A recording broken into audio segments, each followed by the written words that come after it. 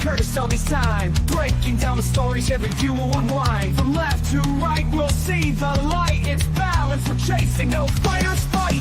Curtis Selby talking it straight. Let's hear both sides, let's communicate. Politics and reason, let's find the truth. Curtis Selby's here to bridge it for you. Debates, insights, it's all on the screen. Curtis Selby keeping it keen. Hit subscribe, stay on while it's diving deep with Curtis Selby. The combos you need. The combos you need.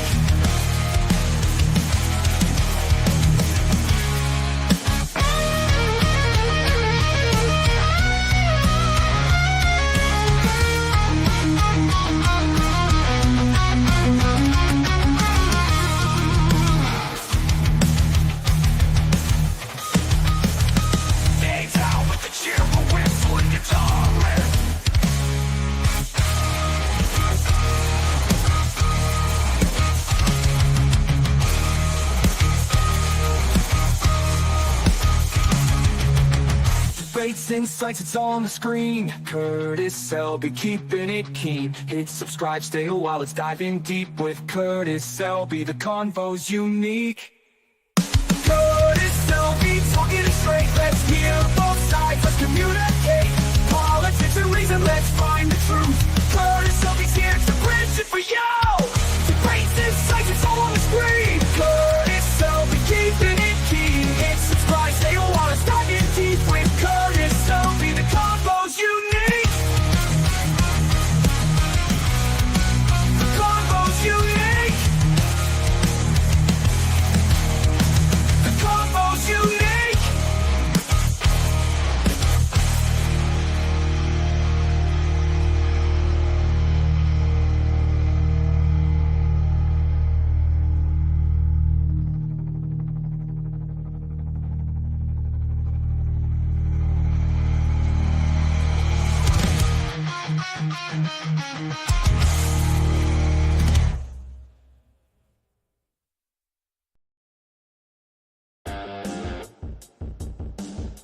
Hail and well met.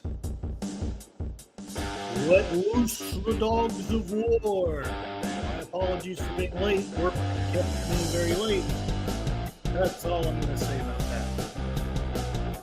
But it is I, your tired midnight blogger, will blog in this case substantially closer to midnight than I usually do at 7:43 p.m. I have been home maybe 10 minutes, maybe 15. I don't know. Let's say hello to everyone in the chat before we get into the topic of the day. LDG was here and raring to go, and I missed him. Maybe he'll come back. Let's go! The war is on, and here comes Stalker in the back street. My sword is slashing through the demons. My unicorn is weird, and Cassie's barking now. Howdy, Johnny. John Ponderero. Very helpful and wonderful person. I think we think a lot alike on this one, but I'm going to attempt very hard to be more centrist than I have in a while. Partly because I'm tired, partly for other reasons. Also, I'd like to welcome Rizla Germ. Hello, hello. I hope you're doing well. Welcome to the channel.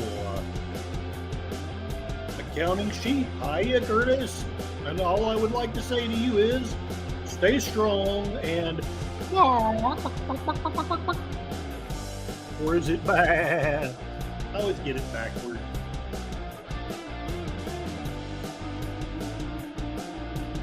Real sense of thought. Damn it, Curtis, how unpatriotic. You starting your stream right as the president is going live. I'll listen tomorrow. P.S. Zelenskyy is still blankety blank. I believe the way Zelenskyy put it was he is a suke. If you don't know what that is, look it up. Let's dive into the topic. The topic du jour. Is obviously Oval Office Showdown, Trump, Vance, and Zelensky's diplomatic clash. My description is AI generated, and I kind of wish I could take it back, but I was really trying hard to be more prepared than usual. And then I worked late. So I would kind of like to change this, but I'm going to run with it again because I want to stay centrist. Before I get too far ahead of myself, I'm going to put in a poll. What should we discuss Thursday? Let's see. We could finish this topic because I doubt if I get it done tonight. We could have a surprise guest, although I'm setting myself kind of up for a fall because I don't know if I can promise a surprise guest or not. And what else? Discuss the future of the channel. And what's another cool topic? I still would like to talk about the rogue FBI agents. But there's the poll.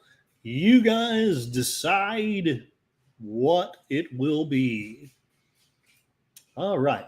Let's see who else is saying stuff in the chat. We could be heroes if just for one day. Indeed, indeed. I'm going to start opposite of where I usually start. I think most of you know what happened. I think hopefully most of you have watched some clips of what happened. Let me know if you have not. But essentially, things got heated in the Oval Office. As is usual, right-wingers are saying that Trump and Vance were 100% right, and Vance is a big dodo head, and left-wingers are saying, no, Zelensky is the one that was making the good points, and Trump and Zelensky are bullies.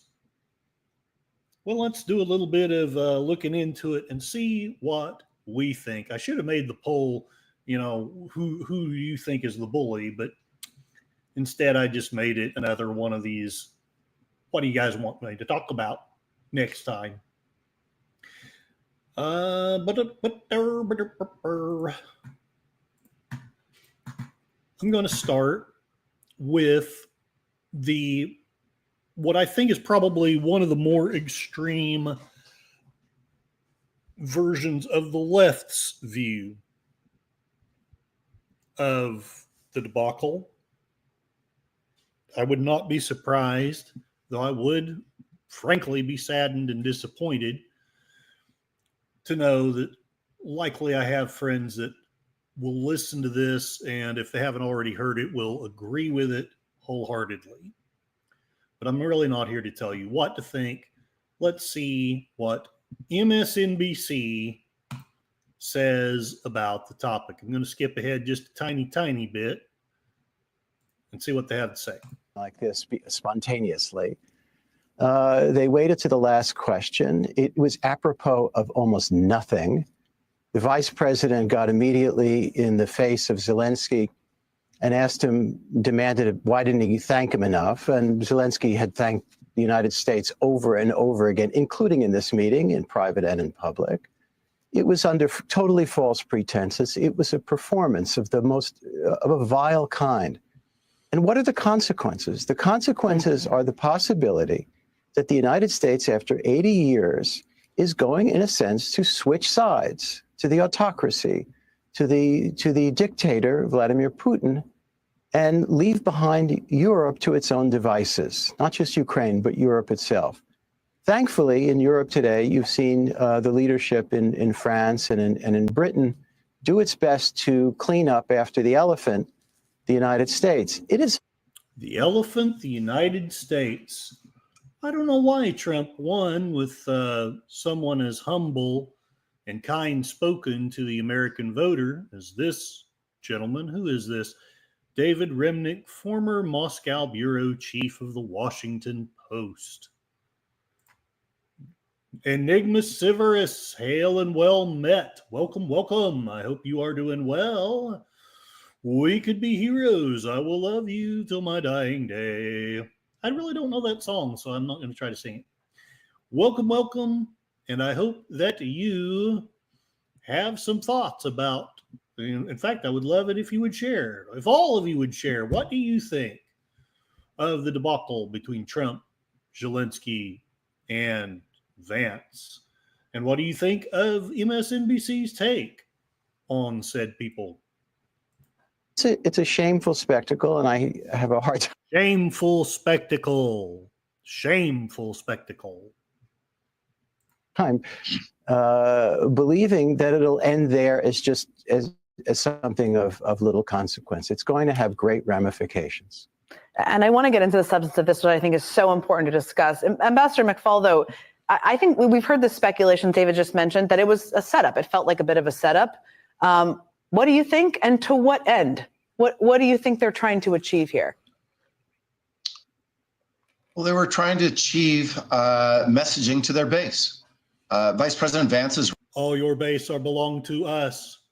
And it's not possible, not even remotely, that possibly Zelenskyy was presenting some information to his base. Is it? I don't think so. I have never seen Moulin Rouge, the movie. I'm sorry. All right, I made a comment. Now let's see what else MSNBC, this bastion of centristism, has to say. running for president, just as he did at the Munich Security Conference 10 days ago or so. I was there. That speech was a campaign speech for his base and insulted the entire continent of Europe. And this was designed for that. And this, I have a distinctly different view on that, but we're listening to this guy. So let's see what. Inside with Jen Psaki. I love Psaki. I don't love these people, though. Anyway, let's listen to some more. Trump and Vance berate Zelenskyy, accuse him of being ungrateful for aid. this incredibly insulting, why don't you thank us? Again, with David, it was so embarrassing to me as an American. I just want to say that publicly. This is not the way our leaders have ever behaved. I've been in meetings with our former boss, Jen, that got heated from time to time with leaders, including with Russian leaders, but it was behind closed doors, and that's the way diplomacy is supposed to take place. And the fact that this took place with the cameras rolling suggests that it was for the cameras. And one last thing on the thank you. Why don't you thank us? I want to remind everybody that this team, Trump and Vance, has done absolutely nothing for President Zelenskyy and the Ukraine. He's done absolutely nothing. We've come to this planet looking for intelligent life. Oops, we made a mistake. Indeed. I can't help it. I've got to do this. I just can't keep listening to this without at least responding. Zelenskyy and Trump meeting.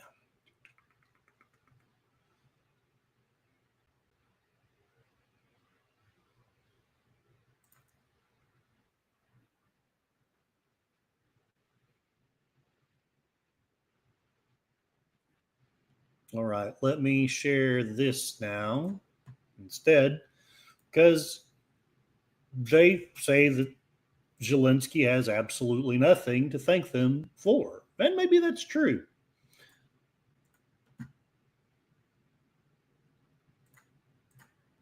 Tell you, you take it so the bullets stop flying and your men stop getting killed. Of course, we want to stop the war. But you're saying you don't want to ceasefire. But I said to you, I want a with ceasefire guarantees. because you'll get a ceasefire faster than an agreement. Ask our people about ceasefire, what they think. That wasn't Doesn't with matter me. for you what That what wasn't this with me. means. It That was with wasn't you. a guy named Biden who was not a smart person. This- I'm going to try to share a little bit from a body language expert. There are some things that both of these gentlemen are are showing rather than telling. That was with Obama. president. It was your president. Excuse me. That was with Obama, who gave you sheets, and I gave you javelins. Yeah. All right, let's fact check that.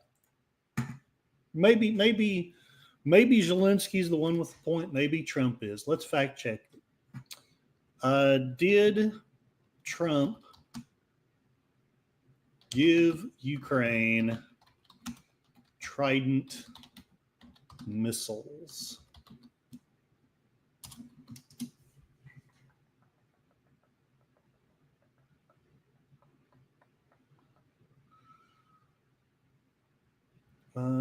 Did Trump send? Okay, here we go.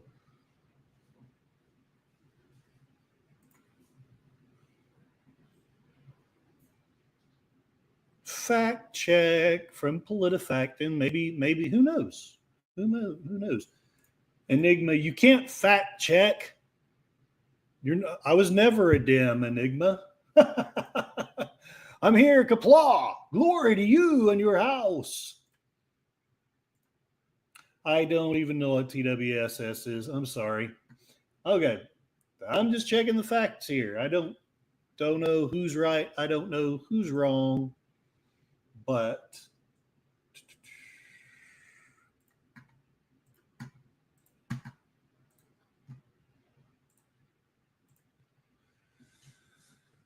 all right. The weapons that Ukraine used in the early days of this war to fend off the Russian invasion are the weapons that Donald Trump sent. Barack Obama and Joe Biden had refused to send, according to Senator Tom Cotton. Now, again, I don't know if that's true. Let's find out.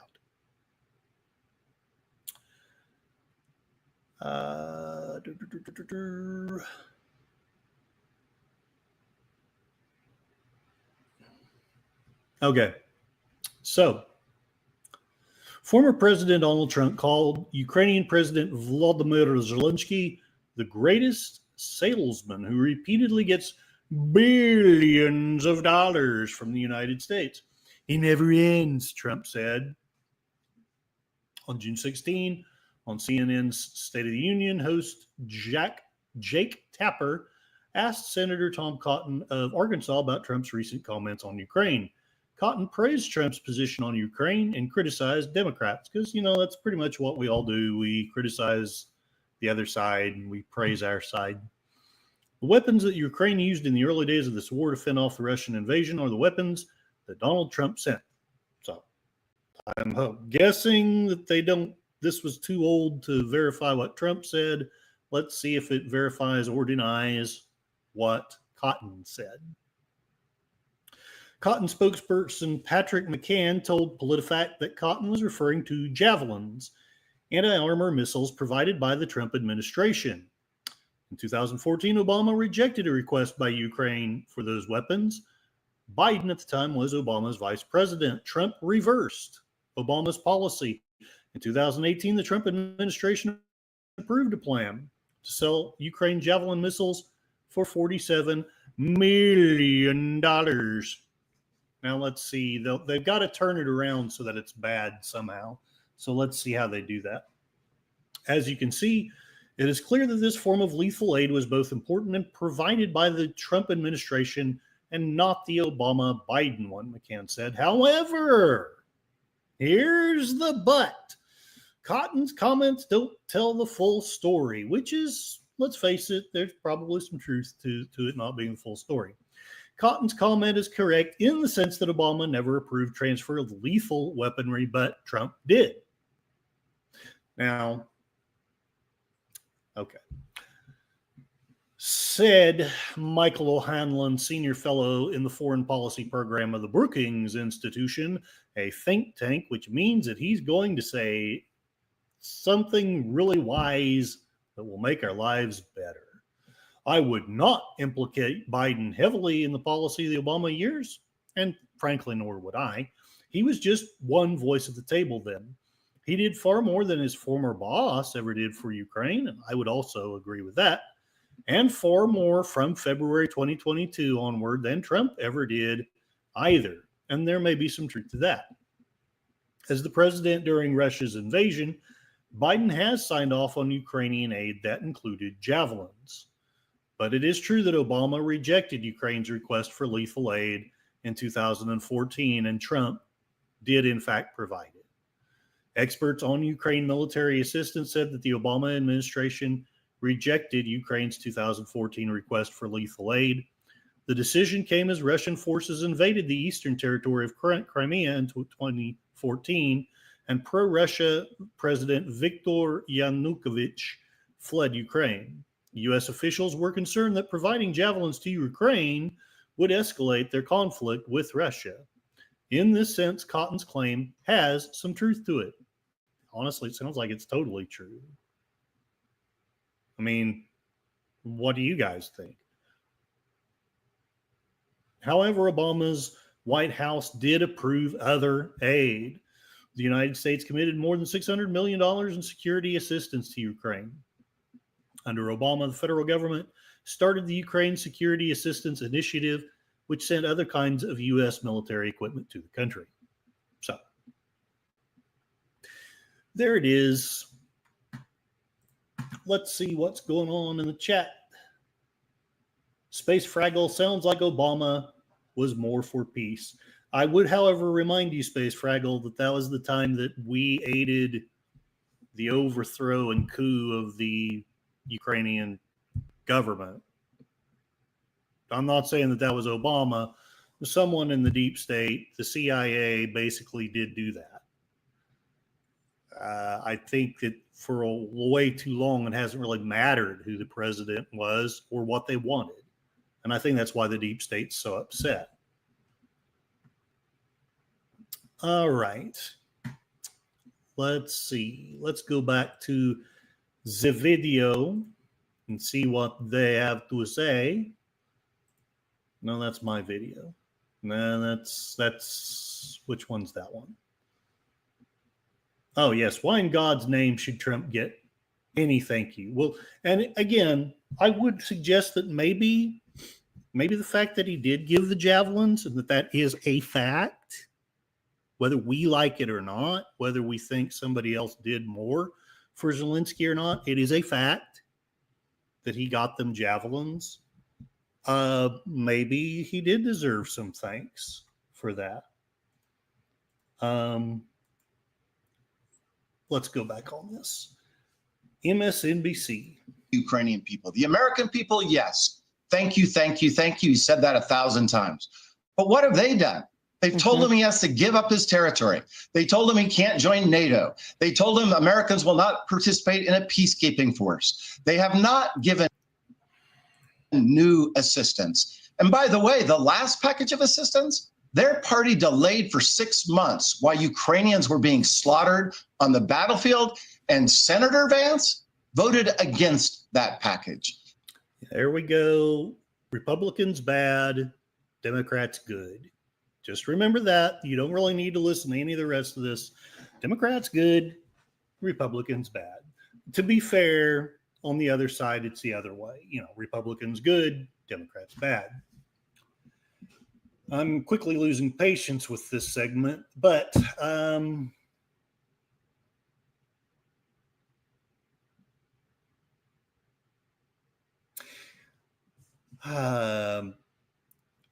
I would like to ask you all in the chat, all of you, do you think, try your best to ignore the debacle. Before Friday, would you have said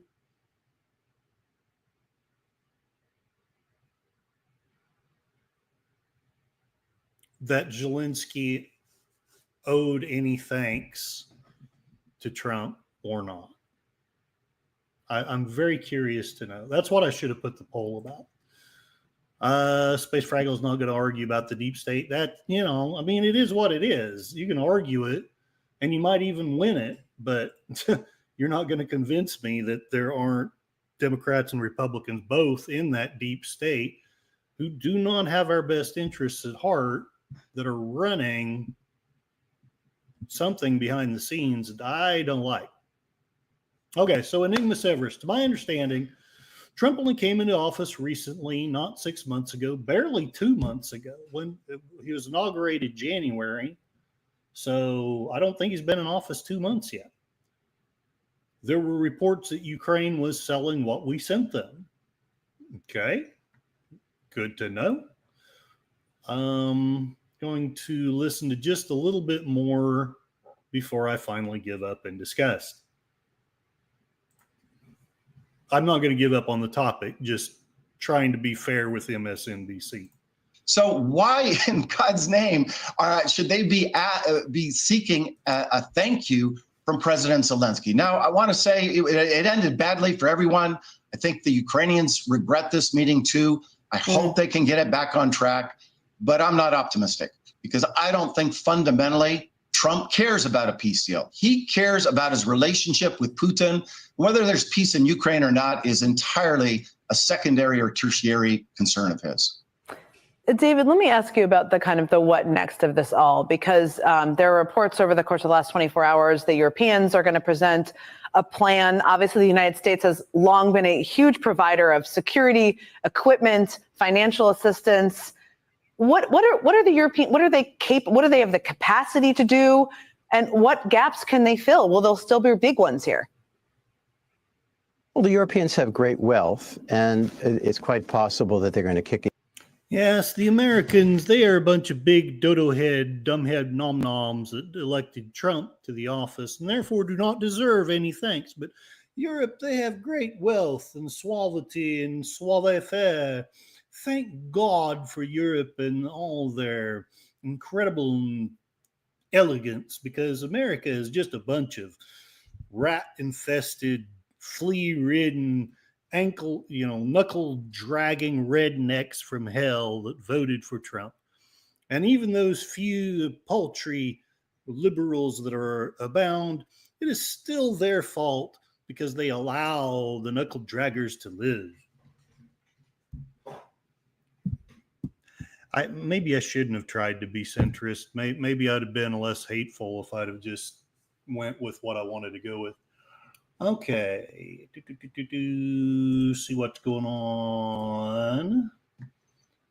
I basically had enough of MSNBC. You guys let me know what you think.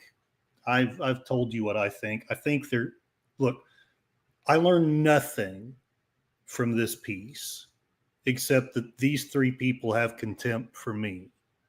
And therefore, they've got to have a shit ton of facts, which they have presented none so far, if they're going to convince me of anything at all.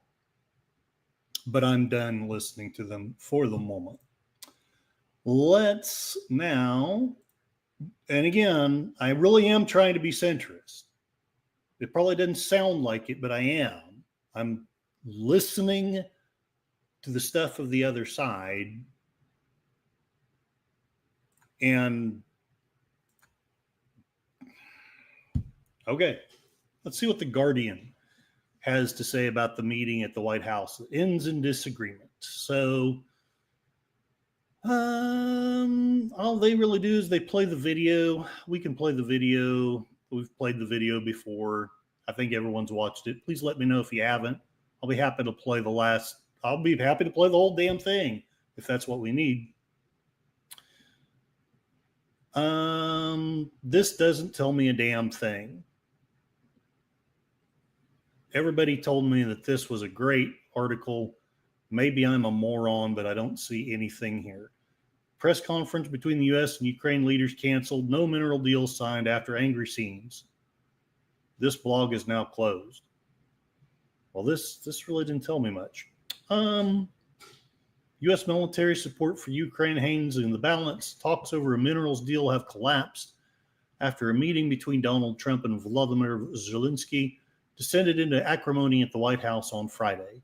The U.S. president berated his Ukrainian counterpart, then abruptly called off the minerals deal that Trump had said would be the first step towards a ceasefire with Russia. And I think it's interesting, again, the right says that Zelenskyy has no interest in peace. The left says that Trump has no interest in peace. How do we figure out which one is true? Trump warned Zelenskyy he's gambling with World War III. Told him to come back when he's ready for peace. A full transcript of the Oval Office clash can be read here. I feel no need to do that. I've watched the video several times. So the meeting between Trump Vice President J.D. Vance and Zelenskyy had been due to continue behind closed doors, was cut short after the open clash, with Zelenskyy leaving the White House early and a press conference to announce the minerals deal being canceled. U.S. Secretary of State Marco Rubio called on Zelenskyy to apologize. Zelenskyy expressed regret that the Trump meeting became acrimonious. He is insisting, however, that their relationship can be salvaged. And let's be honest, that I think is a true statement. Whatever else we may think of Trump or Zelenskyy, I've seen a lot more insulting things than this salvaged. Not always for good purposes. The Trump administration is considering ending all ongoing shipments of military aid to Ukraine. According to the report, the decision, if taken, would apply to billions of dollars of radars, vehicles, ammunition, and missiles awaiting shipment to Ukraine. European leaders scrambled to stand by Ukraine in the wake of the Trump-Zelenskyy meeting. Zelenskyy thanked leaders from Europe who are still shaken by Vance's chastising speech to the Munich Security Conference in February. And I'm sorry, I think that speech was spot on. Europe needs to be slapped in the face for oppressing their citizens and suppressing free speech. Hungary's Prime Minister Viktor Orban stood out in Europe for thanking Trump for having stood bravely for peace. I know Viktor Orban is often castigated by the left. I don't know enough about him. Every now and then I try to learn something about him. People claim he's a white supremacist, but then they claim a lot of people are white supremacists. If I make it much bigger, they'll probably be saying I'm a white supremacist. So I don't know. But I know that is actually a bad thing, according to quite a few people. And it may be. U.S. Democratic lawmakers came to Zelenskyy's defense in statements, condemning Trump and Vance's shameful and disgraceful treatment of the Ukrainian leader. But Trump's Republican colleagues described the Oval Office exchange as evidence that the president was putting America first. U.S. Senator Lindsey Graham, that great waffler from hell who was trained by the World Economic Forum to basically destroy people ad nauseum. Yeah, I love the guy. No, I'm not very fond of the guy. I'm not going to say I hate him because I'm trying to practice a little bit of what I preach, and hate's not going to get us out of any of this. But I'm no fan of Lindsey Graham, just saying. He used to be one of the most outspoken advocates for supporting the Ukrainian war. He is calling on Zelenskyy to resign. A Russian drone strike on a medical facility and other targets in Kharkiv late on Friday injured 5 people, at least, according to local officials. Regional Governor Ole Sinyhovov said 8 drones hit civilian areas in 3 central districts of Ukraine's second largest city.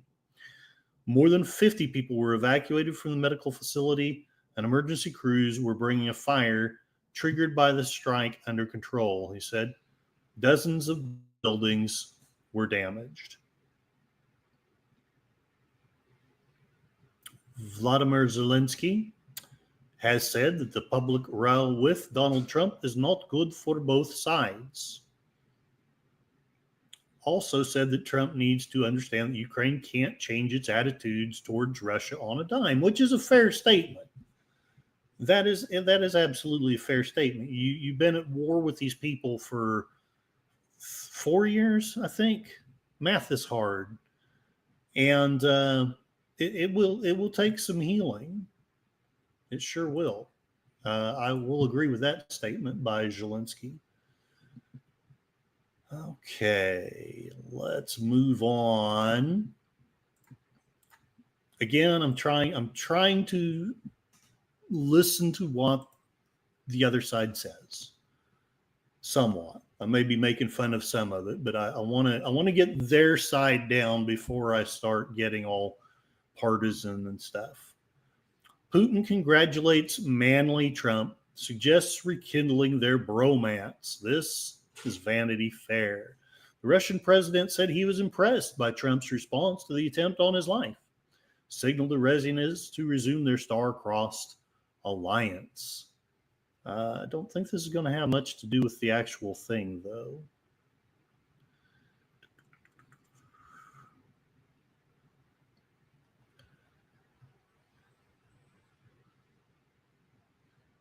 The internet just isn't what it used to be.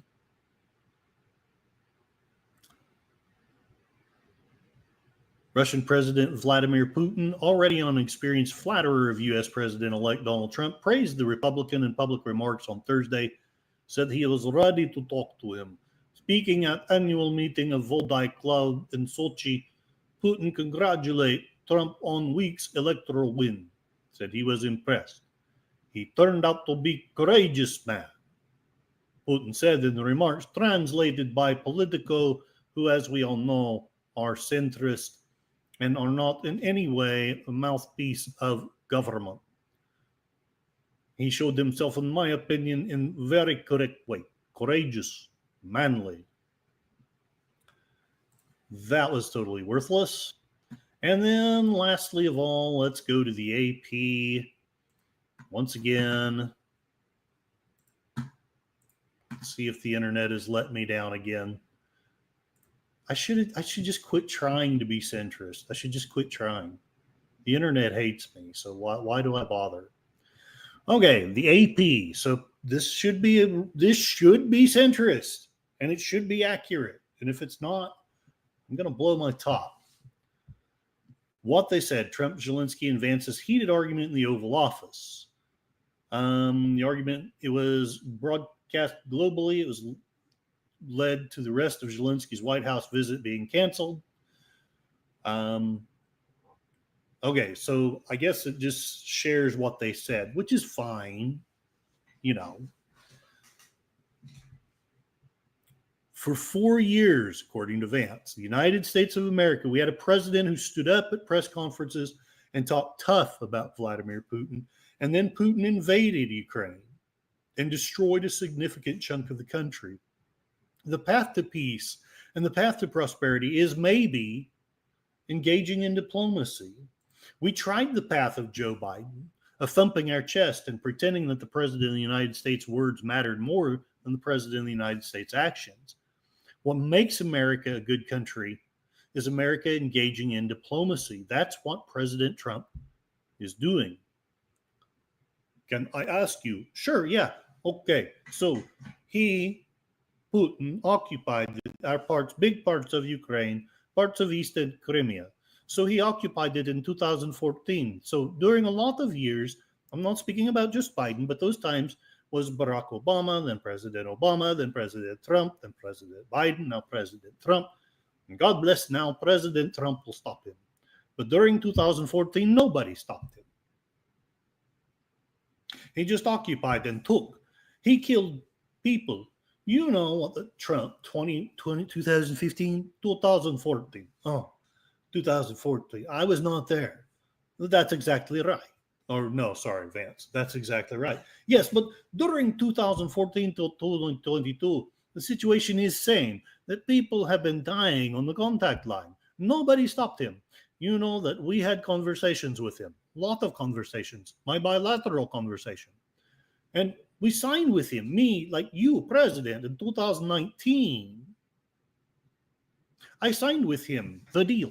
I signed with him, French President Emmanuel Macron, and former German Chancellor Angela Merkel. We signed ceasefire. All of them told me that he will never go. But after that, he broke ceasefire. He killed our people. He didn't exchange prisoners. We signed the exchange of prisoners, but he didn't do it. What kind of diplomacy, DAD, are you talking about? What do you mean? Vance. I'm talking about the kind of diplomacy that's going to end the destruction of your country. Mr. President, with respect, I think it's disrespectful for you to come into the Oval Office and try to mitigate this in front of the American media. Right now, you guys are going around and forcing conscripts to the front lines because you have manpower problems. You should be thanking the president for trying to bring an end to the conflict. Have you ever been to Ukraine that you say what problems we have? I have been to, come once.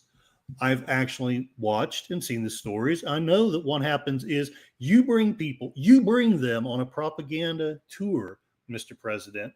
Do you disagree that you've had problems bringing people into your military? We have problems. And do you think that it is respectful to come to the Oval Office of the United States of America and attack the administration that is trying to prevent the destruction of your country? Lot of questions. Let's start from the beginning. Sure. First of all, during war, everybody has problems, even you. But you have nice ocean. Don't feel now, but you will feel in future. God bless. You don't know that. You don't know that. Don't tell us what we're going to feel. We're trying to solve a problem. Don't tell us what we're going to feel. Anyway, all of you have seen that. This article doesn't really tell me anything. So I'm not getting a lot of substance by looking at what's supposed to be the standard centrist things. So, no, I think that's the point, John. I think that's the point. So how do we go about finding out what is the truth? What is Zelenskyy bad? I don't know that. I don't know enough to make that kind of a statement. Is Trump and J.D. Vance bad? I'll be honest, I don't think they are. It is possible from a certain point of view that they made a mistake. I want to share a video with you. Well, not the whole video, just a part of it. I promise I tried to have all this ready, but it seems like it never works out. Body, which guy? Okay. This is a gentleman, Jesus Enrique Rojas. I learned about him today on my efforts to try and figure out what is the truth, what is not the truth. The video is too long for me to share, but I wanted to at least get some of the points in here and see what you guys think.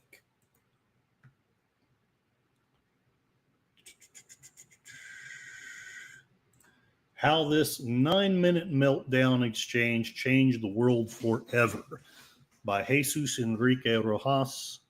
I found this extremely enlightening myself, because the thing is, if you just look at the words, it really is a he said, she said thing. In other words, left-wingers are going to look at it, and the bullies are JD and Trump. And right-wingers are going to look at it, and Zelenskyy was just a big bully himself. And you get nowhere, and you get nowhere fast with all that. So this gentleman has the expertise. Essentially, that's what he does, is he studies what people's body language says, and reveals what that's all about. I won't go into the whole video. He talks about how at the beginning it was a little bit strained, but Trump's trying to use humor, but there's something weird and uptight about Zelenskyy, and basically he stays tense. Trump keeps trying to lighten the mood. And then where do I want to start? I'm not going to deal with the suit question because I honestly don't care. I don't mind that he wore this kind of clothes, whatever people think.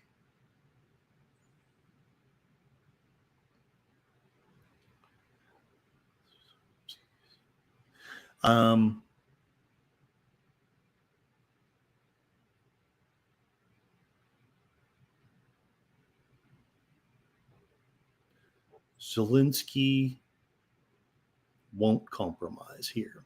Let's start here. I just wanted to ask both of you. Firstly, are there compromises that you think that President Zelenskyy is going to have to make? And President Zelenskyy, is there anything that you think you may be able to offer or bring to the table, for example, elections? You remember that he said that he was not going to compromise anything. In this case, he could say that, well, are you willing to go for elections? I think you're going to have to always make compromises. You can't do any deals without compromises. So notice that Trump says that you, in any deal, you have to compromise something, okay? But it's going to happen. Zelenskyy almost off the screen. You keep an eye on Zelenskyy. I'm going to play it a couple times, one in real time and a couple times in slow motion, so you can see that he was shaking his head, as in he was not willing to compromise anything. I'm going to play it right now. Keep your eyes on Zelenskyy. Always make compromises. You can't do any deals without compromises. So certainly he's going to have to make some compromises, but it's almost off the screen. You can barely catch it, but yeah, he was saying, he was doing this with his head. He was not okay with that. He was not okay. I'm going to play it again. Compromises. So certainly he's going to have to make some compromises. And he even scrunches his face like, no, I'm not gonna compromise. Again, this is something funny because you can imagine, you remember that J.D. Vance and Marco Rubio were right beside them. And I can imagine that J.D. Vance was just silent, observing and keeping an eye on Zelenskyy's body language at all times. It's something that he could do, like J.D. Vance, by his angle, he could do. But Trump couldn't because, Trump would have to turn around to see Zelenskyy, and he couldn't see Zelenskyy all the time. But J.D. Vance was 100% watching it, spotting, analyzing Zelenskyy's body language at all times. Hopefully. All right. Now, I want to remind everyone, I've read the Hillbillyology. J.D. Vance is basically a well-educated and well-spoken hillbilly. And I don't say that with scorn because I am myself not any different, really, than that. One of the things about being a hillbilly is a lot of us grew up abused, as was J.D. Vance. And when you grow up abused, you watch people's body language. Because it's their body language. If they're going to threaten you, their words may not mean anything at all, but it's their body language that tells you what they really intend. I remember when I was still married, my mother-in-law was the master of this. She would say things that if you wrote them on paper, you would find no problem with it whatsoever. But she would elicit her hatred for you with a look in her face, with a look in her eyes, with the tone of her voice. And then when you called her out on it, that's just how I talk. But then when somebody who she didn't even know came up, would you like some lemonade? Oh, you work so hard. And her tone of voice was completely different. It was gaslighting. It was essentially, it was a lie. Is Zelenskyy doing that? I don't know. Let's watch a little bit more and find out. It won't be as big as some people think. Or for that matter, is Trump doing that? That's all we can do. I'm here as an arbitrator, as a mediator to a certain extent between. I love this video, but him watching it at double speed while I get why he does it, it also kind of irritates the crap out of me. two parties that have been very hostile, to put it mildly. They've been very hostile. It's been a vicious war. It's been a vicious war. You know, it's a very level battlefield, and those bullets go out. And as I've said many times, we're talking about it with Pete. Many times, the only thing stopping those bullets is a human body. And in the case we're talking about, generally young human bodies are stopping a lot of bullets. It's dead level. That's why it's great farmland. It's great land. It's great farmland, but there's very little protection against the bullets that are being and other things that are being shot. So all I can do is see if I can get everybody at the table and get an agreement. I think we're going to end up with an agreement. Otherwise, I wouldn't probably be even here today. Okay, so far, you have realized that Trump is the one who has spoken the most. Okay, while I'm pausing it here, I don't know that he talks about it right here, but he does often pause it himself and points out, and I don't really like either of these expressions on either of these people. It really looks to me like Trump is trying to stay patient. And again, I said this in my last video, for Trump, he was very patient for Trump, at least as we've been told that he is. Zelenskyy here, frankly, he looks, I would almost say, bored. Like this is really just a show, like none of this really matters. Like whatever really does matter is going on somewhere else. That's my thought. That's not the expert. Take that with a grain of salt. Most questions have been directed at him. So that is making Zelenskyy feel a little frustrated, because you're going to see this body language clue in just a couple seconds. Mr. President, I've got two questions for Mr. President, and they are referring to Trump, and Zelenskyy is like, when are you going to ask me questions? And he does this, you know, with both hands, this gesture with both hands, like he is frustrated. We're going to play it again. Mr. President, I've got two questions for you. You think ultimately your legacy will... You okay? That's okay. Don't ask me anything. Keep asking questions to Trump. Why would you care? Why would you care? It's like Zelenskyy is upset about something. Why? You don't have any reasons to be upset. Okay, you are in somebody else's house, right? Maybe if you're in Ukraine, you can be the star there, but you're in somebody else's house. Why would you be upset? And let's remember, he's used to having a hero's welcome, which may be the right way to welcome him. Maybe Trump's wrong for not giving him the hero's welcome. But even a good man is going to feel frustrated at that. And I think it is in question if Zelenskyy is a good man or not. We've asked the question about Trump. We've tried him and often convicted him, sometimes with less proof than just what somebody said on the TV that turned out to be a lie. Zelenskyy, I'm not saying he's a bad guy at this point. In fact, I'm not going to say that during this stream at all, but he's not exactly the hero I thought that he was. And if we need to dig into that, we can. Either you people can't hear me or aren't really interested. One of the two. Anyway, okay, let's I'll keep going though. Let's see what else Jesus Enrique Rojas says. Peacemaker and not the president. We're gonna go back here to make sure that this is I remember this annotation. I'm pretty sure that you see that Trump is looking away from Zelenskyy. It's impossible for Trump to see Zelenskyy's face, but you see that Zelenskyy looks frustrated, and you know that J.D. Vance is keeping an eye on him. And not the president that led this country into another war and ended foreign wars. And I've got a question. I hope it will. I mean, I hope I'm going to be... There was this other gesture, as in Zelenskyy was, why would you do that gesture with his hands? Keep an eye on Zelenskyy's hands. He does like what? I'm going to be remembered as a peacemaker. As you notice that Zelenskyy was getting kind of restless, both with his body language, his hand gestures, his face.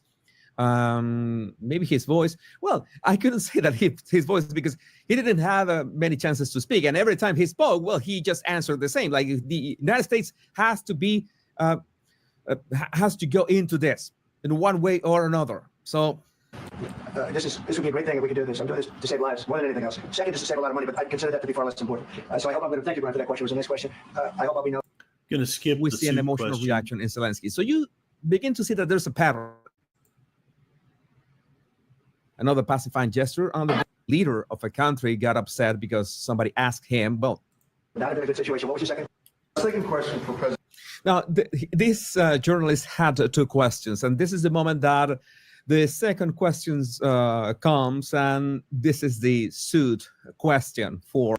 It's not an offensive question at all, but it's a stupid question. So, well, in all cases, I don't think that Zelensky was upset by this because you know that from the get-go, from the start, he already was, let's say, hostile, not towards Trump, but to the terms of the agreement.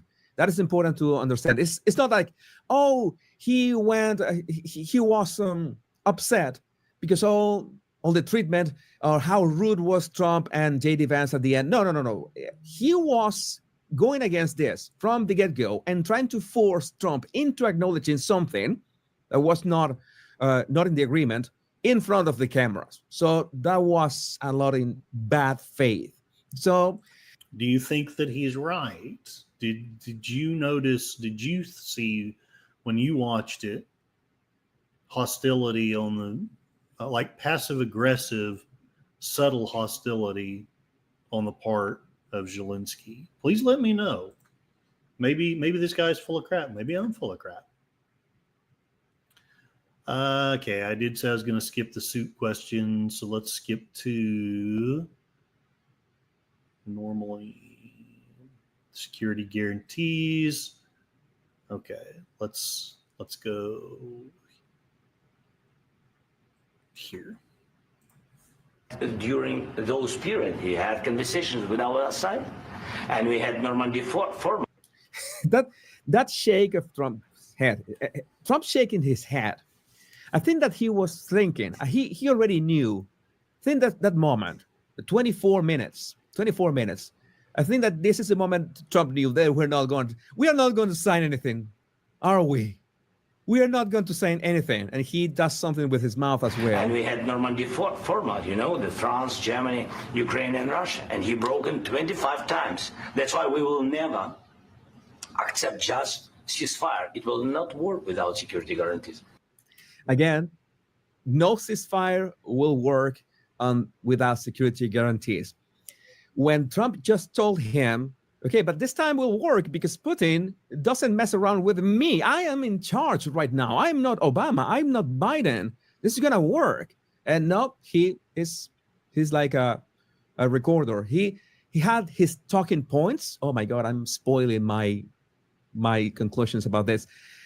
Zelensky keeps hammering the thing, and Trump wants to have a patience with it. He lets him talk, and you're gonna realize why Trump was letting him talk. Security guarantees, maybe President is right about this document and other, but this document is not enough. Strong army is enough because his soldiers afraid, Putin's soldiers afraid of our soldiers when we're strong enough. If we are not strong enough, if we are fixing his jacket.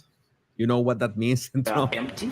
Okay, so according to the body language analyst here, whenever Trump messes with his jacket, he's basically mentally putting armor on. He's readying himself for a verbal conflict, but he's also trying to steel himself to stay patient. And I can't remember how many times Trump does this, but Zelensky has some expressions that the guy talks about, and Trump has some that he talks about. This is one that he talks about with Trump.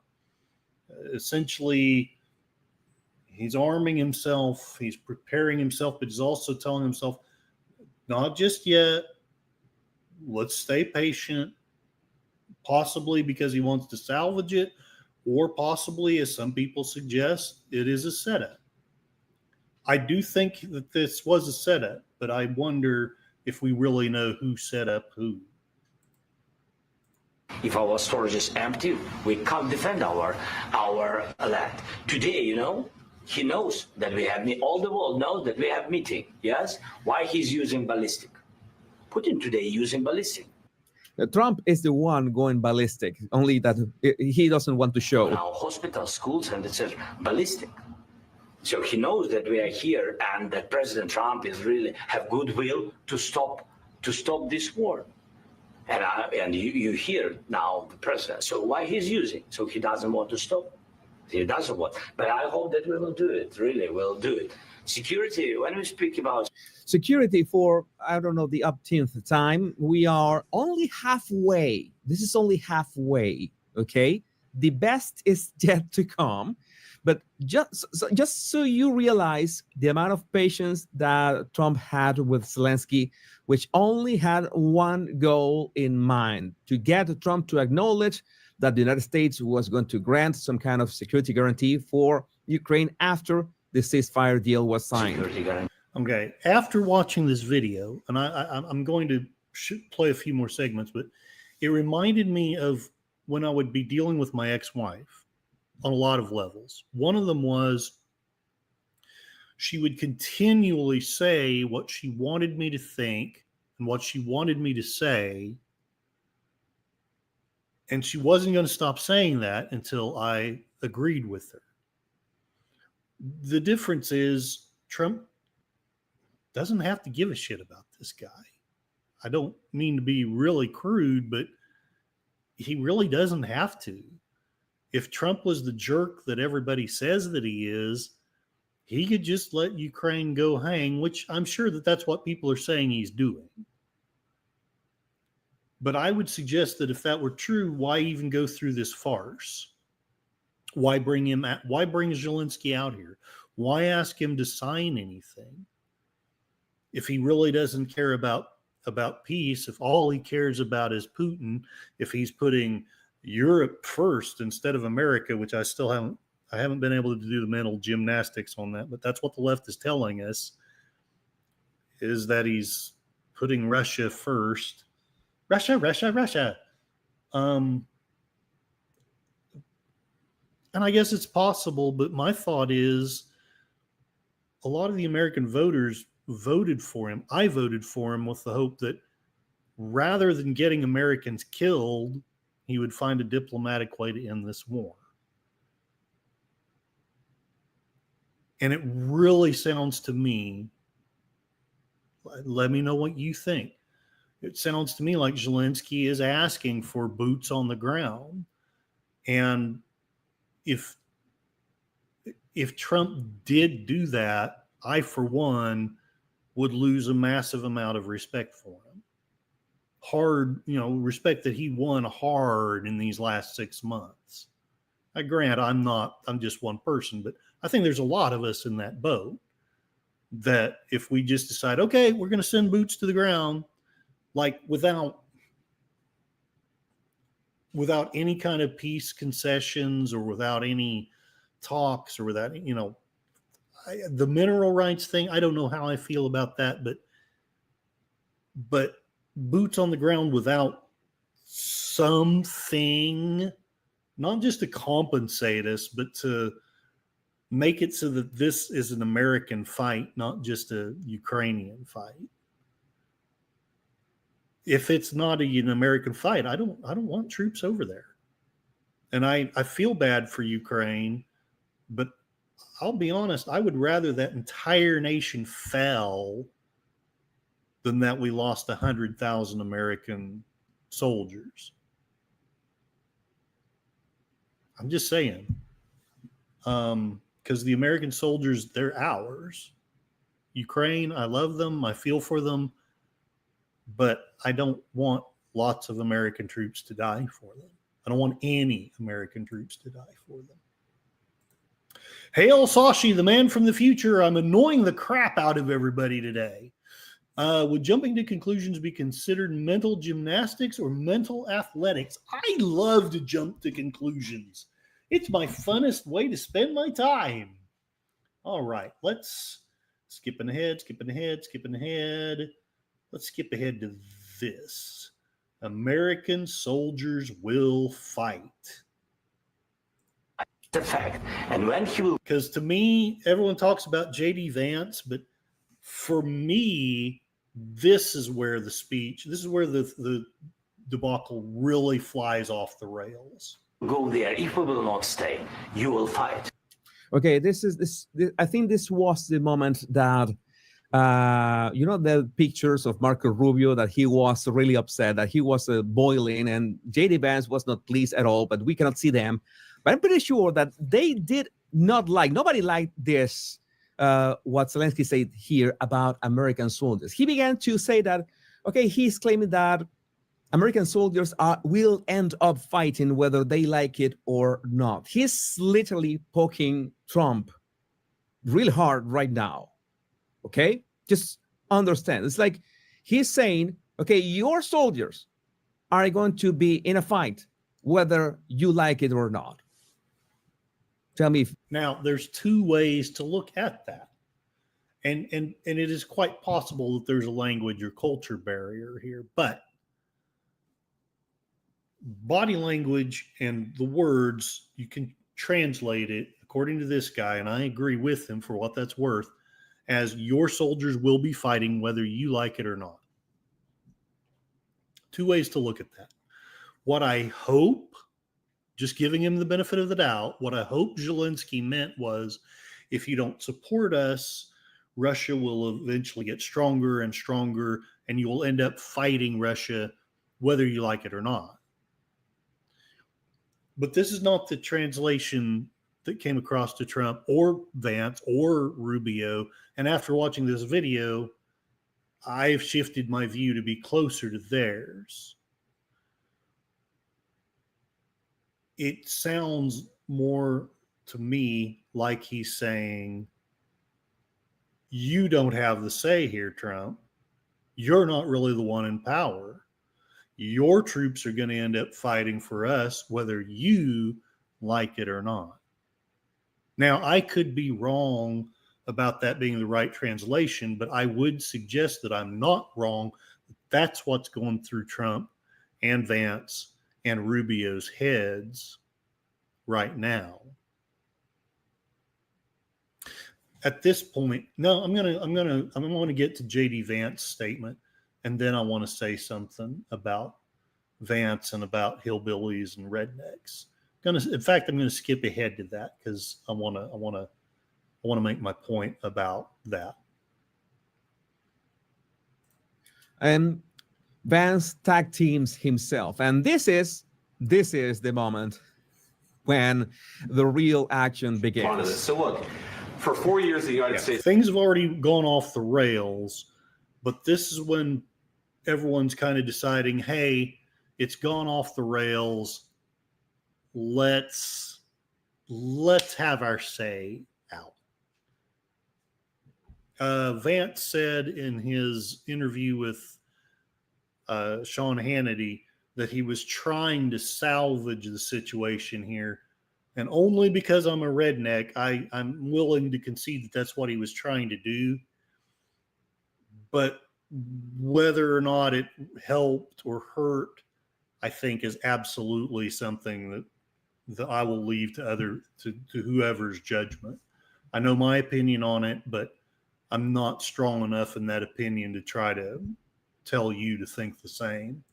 It's America. We had a president who stood up at press conferences and talked tough about Vladimir Putin, and then Putin invaded Ukraine and destroyed a significant chunk of the country. The path to peace and the path to prosperity is maybe engaging in diplomacy. We tried the pathway of Joe Biden of thumping our chest and pretending that the president of the United States' words mattered more than the president of the United States' actions. What makes America a good country is America engaging in diplomacy.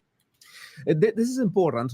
Many people are saying that J.D. Vance was unhinged and he was unpolite and he was aggressive or something.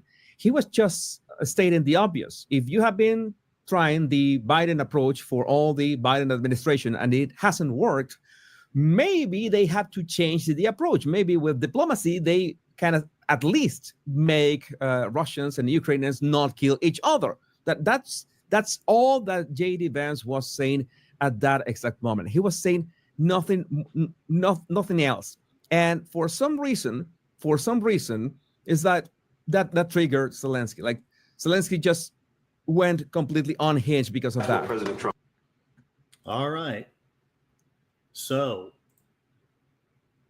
what unhinged Zelenskyy? Let's see what Zelenskyy says. Maybe we can piece together what it was that unhinged him about what Vance said. Trump is doing. Can I ask you? Sure. Yeah? Yeah. Okay. So he occupied our parts, big parts of Ukraine, part of East and Crimea. So he occupied it on 2014. So during...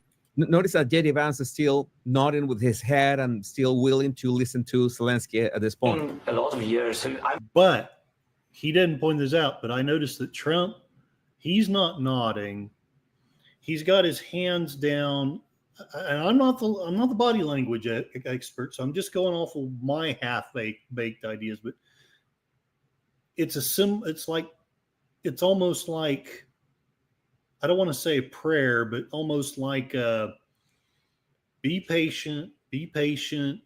There's some kind of misunderstanding here, but we need to keep our cool for at least a little while longer. Please, God, help me keep patient. I'm not speaking about just Biden, but those time was Obama, then President Obama, then President Trump, then President Biden, now President Trump, and God bless, now President Trump will stop him. But during 2014, nobody stopped him. He just occupied and took. He killed people. You know what the... And again, let me remind you that there's some truth to that, but that was also the year that we the United States, our CIA, overthrew their democratically elected country. Not Putin, us.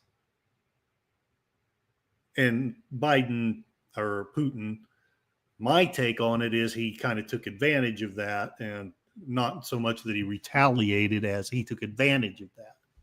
But 2015. By the way, when he did that back then, Obama just slapped some sanctions on Russia and called it a day. There was not this all this crazy stuff that has happened for some reason. Who knows? 2014 and 2014. Yeah. So I was not here. Yeah. I was not here. Yeah, but if I'd been here... That's exactly right. Yes, but during 2014 till 2022, the situation the same. The people have been dying on the contact line. Nobody stopped him.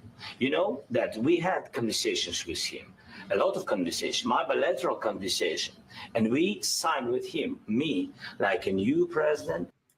Notice what Zelenskyy is about to mention. He's about to mention a ceasefire with Putin, signed in 1 year with some people. Notice what year he mentions. In 2019, I signed with him the deal. I signed with him, Macron and Merkel. We signed ceasefire. Yeah, who was in the White House in 2019? Yeah, Trump. When did the actual war start? In 2021 under Biden. So this is like acknowledging during the Trump administration, nothing really happened. It was during the Biden administration that the things went completely south. And if you sign a ceasefire with Macron and Merkel, you can imagine how can that go. All of them told me that he will never go. We signed him with gas contract. Yes, but after that, he broken this ceasefire. He killed our people, and he didn't exchange prisoners. We signed the exchange of prisoners. But again, you signed that in 2019, and he broke it in 2022. And for some reason, this is Trump's fault. I mean, is that not what he's saying? Am I wrong to think that? Is this gentleman wrong to think that? Zelenskyy signed the ceasefire with Putin in 2019. The war occurred in 2022 and then 2021, and all these horrible barbarities happened. And I'm not denying that it's all horrible and barbaric, and Putin is a big dodo head for doing this. But will someone please help me do the mental gymnastics? How is it that the invasion of Putin in 2021 was Trump's fault? Except that he didn't win the election. If you want to say that, fine. But I don't get it.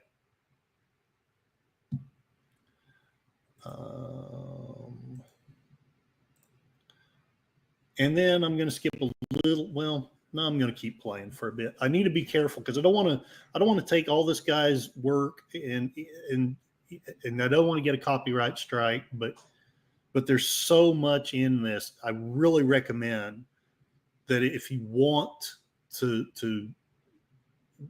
if you're a right winger, you'll basically feel vindicated. If you're a left winger and you're open-minded, it may not change your mind, but I think it will challenge what you think of this exchange. All right, let's listen to just a little bit more. I basically want to listen to this. I want to listen to what Vance says. I want to make a comment about Vance, and then I'm going to move on to a different video, and then I'm going to share the pointless things that I've seen on Twitter, and then I'm going to call it a stream. I'm sorry if this one was lame. I really hope that this would be a good one, but I guess maybe I just came home too tired or something. But let's see what he has to say. So, but at this point, everybody in the room is asking, man, if you came to sign a deal for diplomacy, why have you spent 42 minutes blasting diplomacy and treaties and ceasefires like they will not work? What is your plan? What is your agenda? What do you pretend here? What are you doing? This is nonsense. But he didn't do it. One thing I want to say, one time I asked one of my friends, because I've always, not always, but after the first year of the war in Ukraine, I started to see it differently. And partly that was because I was learning some things and I was realizing that it wasn't as clear cut as it seemed. Again, I never did think that Putin was the good guy. I don't know what it would take to get me to think that Putin was the good guy, but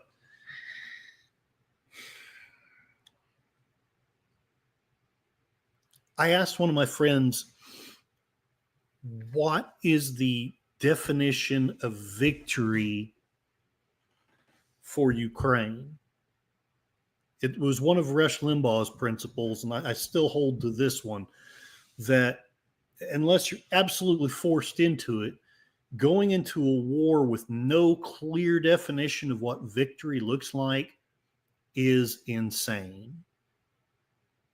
That's what was wrong with the wars, both wars in Iraq. That's what was wrong with our war in Afghanistan. That's what was wrong with the countless little mini wars that we've had in the last 30 years. I would say the last war America fought with a clear definition of what victory looks like was Panama. If you don't know what victory looks like, then you're basically fighting for nothing or fighting for hate. And it may be something that's forced onto you. Like, to be frank, Zelensky's one saving virtue is that this is something that's forced on his country. He is not the aggressor. I'm not saying he's the hero, but I do think that Trump has misspoken sometimes by saying that Zelenskyy is the aggressor. But having said that, you have to have a definition of what victory looks like, but also you have to learn from the lessons of history. I'm a big fan of the Civil War. This will probably scare some of you away, but I actually used to identify with the Southern Confederate gentlemen. I now realize that was a bunch of poppycock, but I was young and stupid. And now I look at that war, and there was a ton of bravery in the Confederacy. There were some vicious fighters. There were people with tons of honor. In the end, they were just as dead. They were just as dead as if they had not. All the, maybe you side with the South, maybe you don't. I'm not trying to debate that, but it was a lost cause because they didn't have the capacity to win. Ukraine, the only capacity they would have to win would be if they did with us what we did with France. And I don't doubt that there's several of you out there, and God bless you. I actually love that you might be hearkening back to something patriotic, but I don't think this is quite the same thing. I don't think that somebody who suspends elections for several years is someone that's fighting for the liberty of their people. That's one difference. The other difference is France, like us, was very reticent to put boots on the ground. It had not been that long before. It was still less than 20 years, I think, or not much more than, that France and Britain had a savage war. And they didn't want to do that again. And so, yeah, we had to do a lot of persuading and fancy dancing.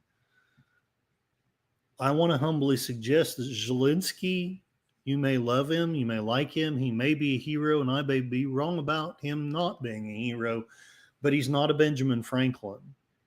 He's not charming Trump. He's not charming Vance. He's not charming me. Maybe he has you charmed, and that's fine. I don't want to tell you that you're wrong, but I am going to tell you I am not charmed by this guy. Him saying these things does not make me want to give American money to him. It does not make me want to shed American blood for him.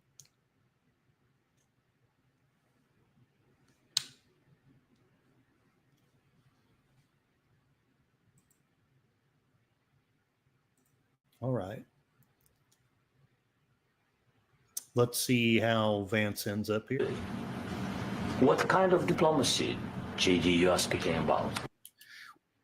What kind of diplomacy are you speaking about? The kind of diplomacy I can imagine that he was thinking that is, let's say, incarnated in the papers that are to be signed right in the next room after we have lunch.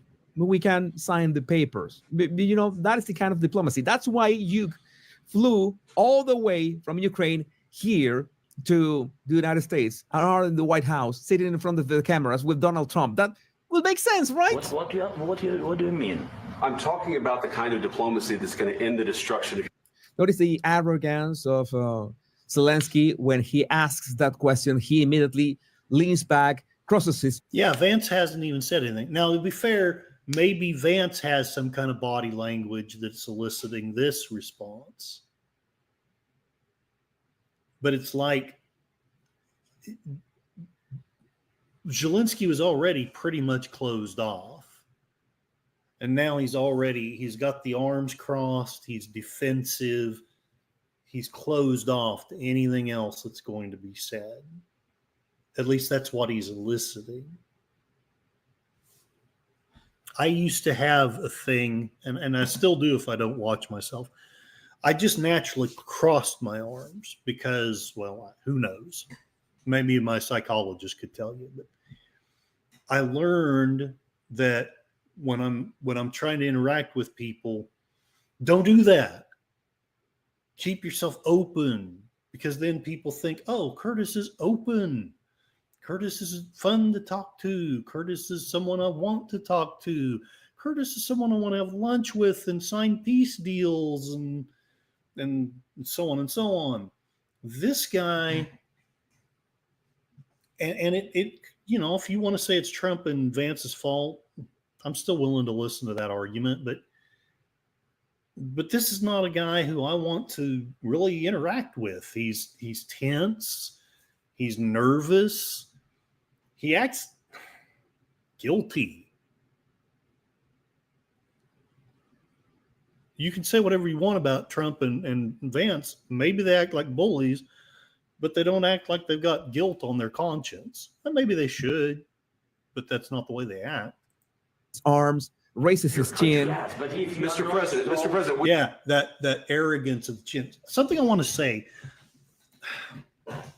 I'm not saying I'm a great expert of the Russian and Slavic cultures, but I've studied it as much as I reasonably could.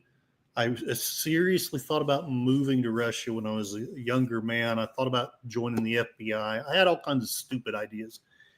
I don't have those stupid ideas now, but I studied it as much as I reasonably could. I don't want to say that all Slavics are like this, but there is a certain element in Slavic and a lot of Slavic culture. The pecking orders are established by who's got the arrogance, who's got the rudeness. I don't know if you remember, but when what was his name? The Russian premier after Stalin, when he was beating the table with his shoe and saying, "We will better you." That was a Slavic thing. He was establishing his dominance. He was showing that he was the czar. He was the one with the power. Biden, all this time, has been subservient. He has been servile. He has been kind. In our culture, that's a cool thing. It's a Christ-like thing. In the Slavic culture, that is contemptible. That is someone to be despised. That is someone who you just run over because they are the serf, you're the noble. They're Nikoltorny, you are the czar. And that's what's going on here. And as long as Trump and Vance continue to try to be polite and kind, Zelenskyy thinks he's the big dog, and he's confused because nobody's treating him like he's the alpha male. Everyone's treating him like he's like just kind of chopped liver, but he's the arrogant one. Why aren't people treating him like this? And then things just basically they Trump and Vance finally do establish their dominance. And it kind of sucks that they had to do it that way. And it kind of sucks that I was going to say before that they thought they had to do it on the screen, but I do have another point to make about that as well. I'm glad I reminded myself of it. And when he does this, in a split second, J.D. Vance knows that he has to end this, has to completely end this. Okay. And the most important thing is notice Trump's reaction. But Mr. President, with respect, I think it's disrespectful for you to come. Notice that Vance is talking at him. You remember that when Zelenskyy was speaking, Vance was looking intently at him, was establishing eye contact. But when J.D. Vance is telling him, okay, what he wants to tell him, he looks away. Like how rude can you get? How uneducated can you get? How Nikoltorny? Or is it? Maybe it's Nikoltorny to be the other way. How arrogant can you get? To the Oval Office to try to litigate this in front of the American media. Right now, you guys are going around and forcing conscripts to the front lines because you have manpower problems. You should be thanking the president for trying to bring it into this conflict. Again, I've talked about it before. Gratitude's a great big deal with the hillbilly culture. If you don't show gratitude, then you're kind of the scum of the earth. And yes, it is true that Zelenskyy has thanked the American people time and time and time and time again, but he hasn't thanked this administration. What he has done is he joined the opposition and campaigned against these people.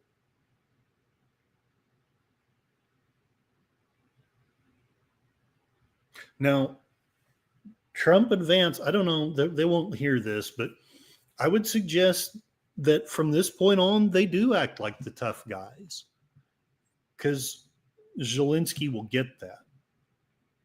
And while we hate that this is the truth,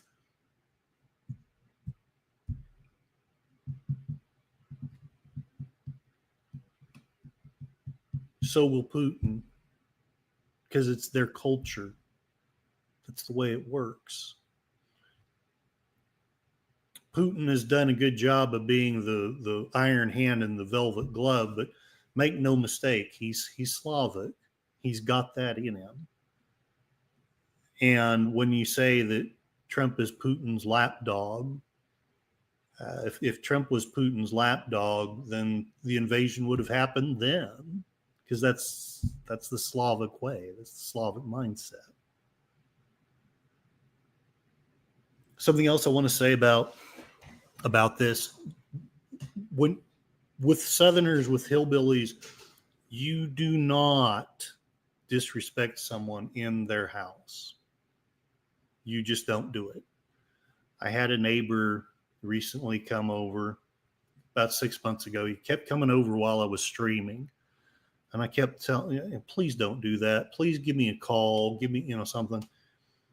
The last time he was here, he flipped me off and laughed, and I said, get the hell out of my house. You will not disrespect me in my house. I pay my bills here. I make the rules here. You will not disrespect me here. Get the hell out of my house. That is what J.D. Vance is doing. And it may not be right to you, but in the hillbilly way, in the Southern way, that's 100% right. You do not disrespect me in my house. And this, whether you like it or not, they won the election. It's their house right now. Ukraine, that you say what problems we have.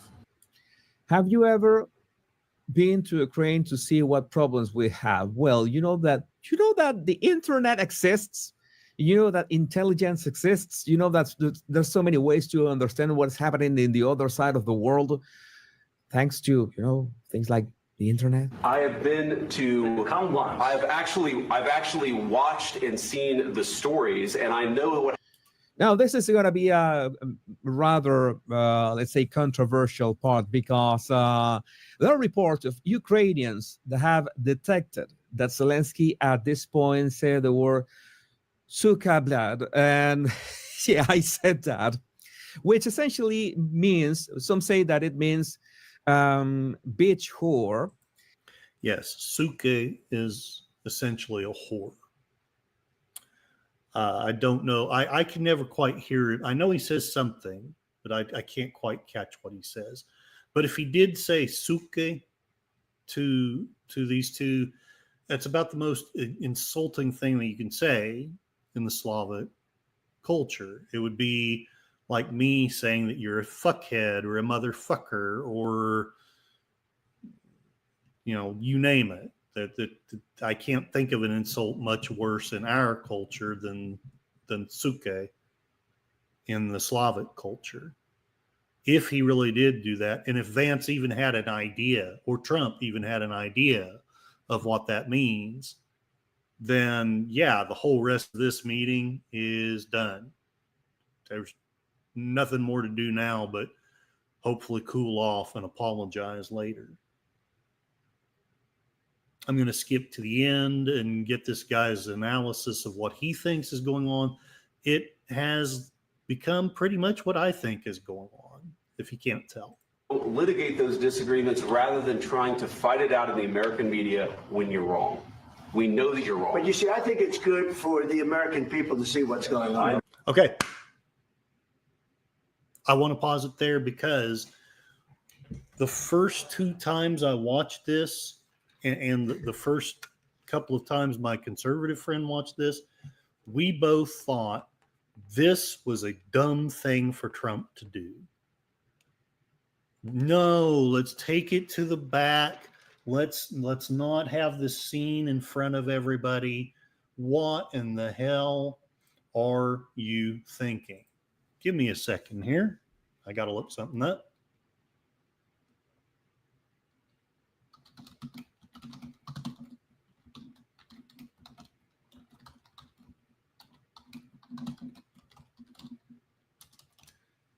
Hopefully I can find it.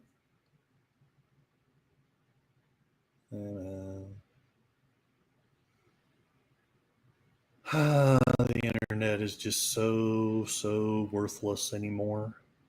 So worthless. I hate the internet anymore.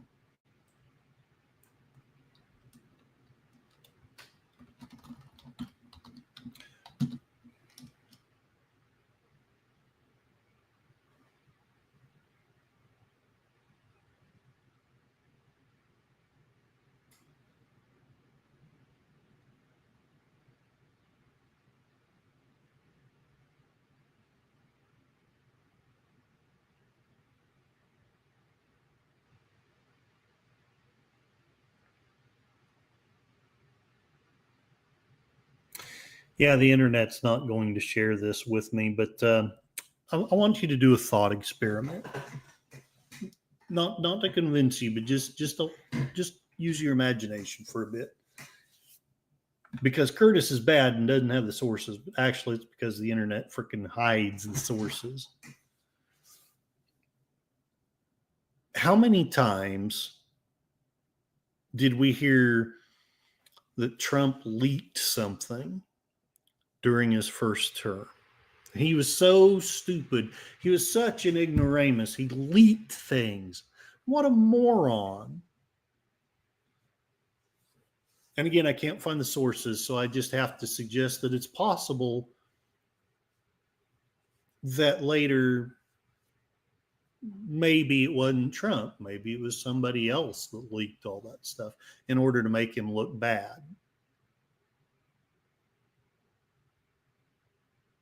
I think this is why Trump has been so transparent in this election. Now, you know, a lot of people accuse him of lying all over the place because that's what they, you know, everything he does is lies.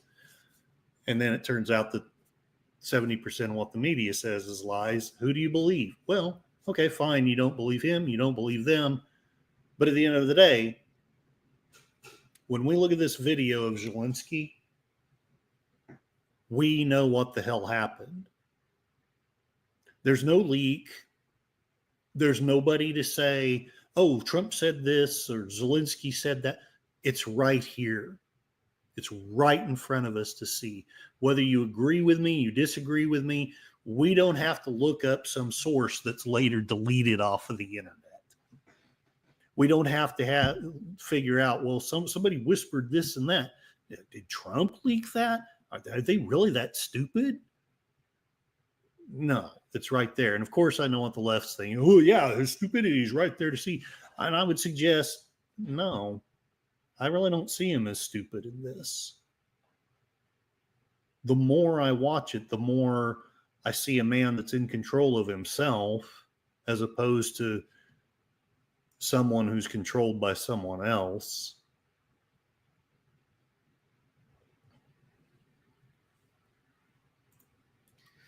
It's both men have a point. J.D. Vance says this is embarrassing to be litigating this in front of the cameras, but at the same time, Trump wanted he wanted the cameras to catch this. He said we need to continue. We need to get to the end so people can see the actual nature of Volodymyr Zelenskyy. That is, if you don't have Trump derangement syndrome, because, well, in that case, I cannot help you.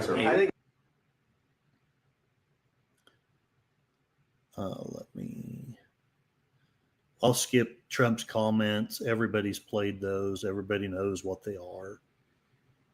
Why is everybody so hell-bent on thinking what is going to happen if Putin breaks the ceasefire? And that's when Trump says this. Well, what if anything? What if a bomb drops on your head right now? Okay? What if they broke it? I don't know. They broke it with Biden. It's like, people are talking. Hey, people finally decided to talk. All right. Sashi, a French-trained Ukrainian unit, was plagued by desertions recently. A third of them left the front lines. The 155th Mechanized Brigade. Don't cross your arms. Stand up, T-pose to assert dominance. You got it. Khrushchev, thank you. Yes. Khrushchev, I think. Because, yes, Brezhnev was after that. Hail PvP, by the way. Welcome, welcome, and I hope you are doing well in Canada as I based poor Zelenskyy over the coals, and he probably doesn't deserve it, but there it is. I've forgotten most of my Russian history. I've forgotten quite a lot. Seems a lot of the world leaders are behaving like morons these days. Yeah, I would tend to agree with that. It's in Ukraine's probable best interest to negotiate a peace deal. I agree with that. The only Slavic guy I ever knew was a professor. He was the most nasty POS I ever met. He loved to turn folks against each other. And I don't want to say that all Slavics are like that, but there's some beautiful things about the Slavic culture, and then there's some things that just make me sad. Hail Connie Cleary, the bird woman of YouTube. Welcome, welcome. No, it's okay. It's okay. I'm not exactly almost done. I'm going to finish this video. I'm going to play at least part of another one, and then I'm going to share maybe a couple of things from Twitter and call it a stream, because I want to end the night watching Blake 7 with you guys. Perhaps powers that be don't want facts available, at least not facts they don't support. Yeah. And again, whether you like that Trump did this or not, I like that he's got it out here. We don't have to guess what happened with that negotiation. We don't have to have some people in the background saying, well, this happened or that happened. It's right here. You know, again, whether you agree with what Trump did or Vance or Zelenskyy or disagree with all of them, it's right here for us to see and evaluate for ourselves. PvP, I watched an interview with the co-founder of Wikipedia. He said the website has got to the point where only elite views get included. Yeah, I rarely even use it anymore. He said, for instance, climate change only gets info from believers. Experts that question its existence get excluded, and that is true. John Stossel did a wonderful expose on it. I would really say check that out. Okay, let's skip ahead to this. I want to share what Jesus Enrique Rojas says. I've seen it on other places, but as always, the left isn't going to report on it. So you can either believe or disbelieve this gentleman, but in conjunction with other things that I have found, I believe this to be true. And if we need to, we'll look it up and see if it is. Or sign. One of the things that you needed to know is that in that same morning, Zelenskyy was received before. Thank you, Paul Pula, for this. Before Zelenskyy got owned by Trump and Vance, he met with major warmongers in the U.S. government. Everyone in this room should be primaried or fired. There was wrong in America. And you can see that Zelenskyy's body language was, really confident in many ways. There's Bernie Sanders. With all these people who were, that's not him. pushing for, pushing for what warmongers like, because follow the money, always follow the money. He was like a rock star. He really thought Look at him, how delighted he is with all this, all these guys.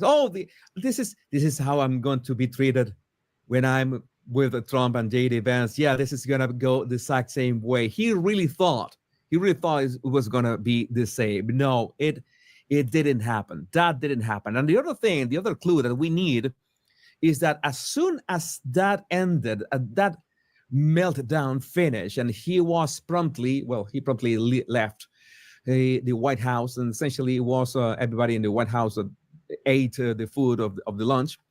Therefore I am. After President Trump kicked Zelenskyy out of the White House, the only thing he could do for the past hour was sit on X, furiously hitting copy-paste on "thank you for your support" to every world leader like a desperate guy texting his exes at 2 a.m. Watch this. It was like a ton of tweets. The guy just replying to all this because, for some reason, all these European leaders made sure to tweet at the same almost simultaneously. This really looked like coordinated. It was so instant that every single one, so many of them, this is "thank you for your support, thank you for your support, thank you for your support." Emmanuel Macron, all of them. And by the way, Zelenskyy went straight for the UK after being in the United States. So that is important as well. There are a couple of things that we need to, let's say, maybe have some kind of, how to say this, conclusion. There's a conclusion that we need to address. My view, my very personal view, I'm going to tell you what do we think about this. My personal view is that this was a setup. This was a setup. Okay, now we've all heard that. This was a setup by Trump and a setup by JD Vance. That they set him up because he didn't understand the language very well. And there's probably at least some truth to that there was some language and cultural not understanding each other in this. Hey, Darth Plato, hail and well met. Darth Plato's point, he forced Trump either to agree on the spot on TV, thus making the reversal of the policy, or forced Trump to explain why Ukraine should be placed aside for Putin. Zelenskyy was trying to create a crucible moment. What Zelenskyy did was deliberate, according to him. You may be right, and I may be crazy, but it just may be a lunatic you're looking for. And Zelenskyy was instructed directly. Make sure that you involve the United States in this, or else. And that's one of the reasons that he hadn't signed any treaty the first two times. And now he had agreed and Trump said, what is different this time? Well, we made a deal. But there was no deal. My take is that Volodymyr Zelenskyy at no point was willing to sign any deal before Donald Trump agreed to anything in front of the cameras. Of course, Donald Trump is not a fool. He wrote the art of the deal. He knew that he was not going to agree anything that was out of those already agreed upon documents. So Zelenskyy was with this attitude. He pretended to, strong arm Trump into saying something in front of the cameras, and it went as you saw. Now, isn't Europe interested in, this ceasefire? Isn't Europe interested in finishing the Ukraine-Russia spilling of blood on both sides? And I'm going to tell you one thing. We have seen, let's say, Germany, in the UK. I have spoken about those countries a lot lately. They are like in this race of which one is doing worse. And you know that even this guy from the CDU was elected and they passed German elections. He already said, no, wait, the closing of the borders, we really never meant that. So they are realizing that to keep people, quote unquote, you remember that Zelensky said that at some point, Europeans, he spoke in general, Europeans are, on the line, on the fence for Ukraine, supporting Ukraine, is because that is part of these countries of the EU, these governments of the EU and the UK. They need some kind of mission or objective or goal or lofty goal, defend Ukraine from the clutches of evil Putin. They need that so they can justify a number of things. As in, well, you know what? We need to send more aid for Ukraine because they war can be really profitable for many people, especially the ones who make the guns. Also, all right, and he's got more good points to make, but I don't want to belabor the point. I'm not going to say I agree 100% with him, but I'm probably close to 80% agreement with this guy that I think Zelenskyy is really just kind of a puppet of the World Economic Forum and essentially just obeyed what they told him to do. They told him to try to humiliate Trump on camera, and that's what he attempted, and possibly, depending on what you think, possibly he's succeeded. Darth Plato, it's common in history for smaller, weaker states to get a bigger, stronger country to intervene on their behalf. That's true. The U.S. did twice in 30 years in the 20th century. Now, do they want it to happen again? Europe has raised expectations that the U.S. will carry Europe and defend Europe. This has led to their minuscule military budget. It's like they want to be a protector to the U.S. I've spoken to Europeans that say that they think that this is true. The issue, how Trump has expressed it as NATO, and this is all Dark Plato. I wish it was my thoughts. They're really eloquent. But the issue, how Trump has expressed it as NATO paying more fairly, is either a failure by Trump to understand this phenomenon of history or something else is going on.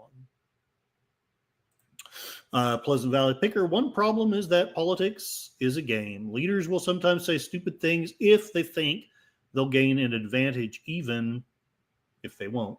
But there it is, if they think it will. Darth Plato, Zelenskyy was either lashing out because he knows he's backed the wrong plan, or Zelenskyy was trying to embarrass Trump. And I think there might be a little bit of both in that. Trudeau said some really dumb things today in his speech responding to Trump's tariffs. I haven't looked into that yet. I've been so busy trying to, it probably doesn't look like it, but I've been trying to research this thing. Politics is not a game. It's an unserious comment. I understand. And, Zelenskyy tried to make that point, and in a way he had a point, but all that did was make Trump apparently matter. Now, if you have watched enough of him on The Apprentice, you never really want to get mad, but you sometimes want people to think that you're mad, that you're angry. I think he may have actually been a little bit mad here, but I think that there's some of this that was, I want Zelenskyy to think that I'm pissed. I want him to go home and ruminate over, oh, hell, I pissed off the president of the United States. Trudeau is, and I agree with this one, he's a World Economic Forum puppet, totally. Interactions are not supposed to be fair. Well, I agree. They're not. I sometimes I wish they were, but they're just not.